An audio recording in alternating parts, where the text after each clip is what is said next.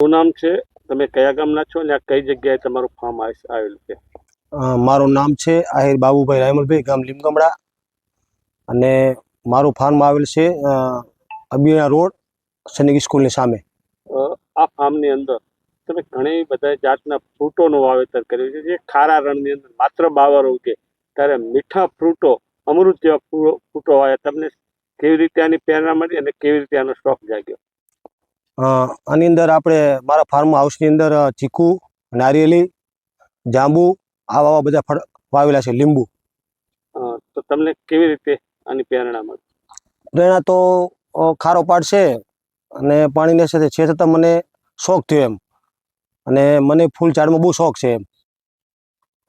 ઘણા લોકોને અલગ અલગ પ્રકારના શોખ હોય છે. તમને કયા પ્રકારનો શોખ છે? આપણે જો મનુભાઈ, પહેલું તો એ વસ્તુ કે આપણે વ્યસનથી દૂર છીએ, બરાબર? વ્યસન મારે છે નહીં.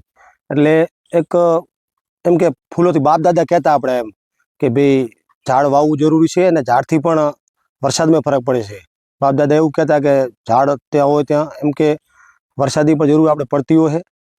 અને બસ મને આ બીજા નથી કહેતા, ક્રિકેટની અંદર બહુ શોખ છે એમ. કોઈ ક્રિકેટ છે, રમતગમત છે, આ કોઈ કબડ્ડી છે, દોડનું આયોજન પણ આ રીતે, અને એમાં સાતબુ તાલુકો પછાત એરિયો ગણવામાં આવે છે, બરાબર?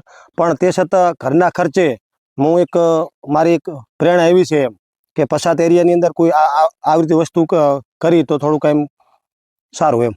તમે ખેલાડીઓને કેવું પ્રોત્સાહન પૂરું પાડો? ખેલાડીઓ તો જો એક અમે કોઈ પણ ક્રિકેટ હોય, દોડનું આયોજન હોય, એમાં આપણે એમ કે કોઈ મધ્યમ વર્ગના કોઈ ખેલાડી હોય બિચારા ના પહોંચી હોય તો એની માટે આપણે એક સગવડ રાખેલી છે બધી, અને ખેલાડીઓને આપણે પ્રોત્સાહન કરીએ, બાળકોને. જીવનમાં ઘણા લોકોને બહુ ખરાબ કુટેવો હોય છે, પરંતુ તમને કેવી ટેવ છે અને કેવા શોખો છે?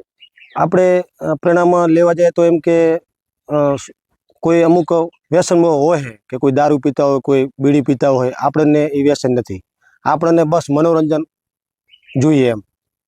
તો લોકોને શું સંદેશો આપવા માંગો છો? લોકોને સંદેશો આપવામાં આવે છે કે કોઈ પણ વ્યસન ના કરો, અને પોતાનું ખેતર હોય છે એવું લાગે અહીંયા તમે વૃક્ષ રોપણને આમ કરો તો કંઈક થોડું મજા આવે એમ. તો એક તમે પર્યાવરણ પ્રેમી તરીકે કામ કરો છો,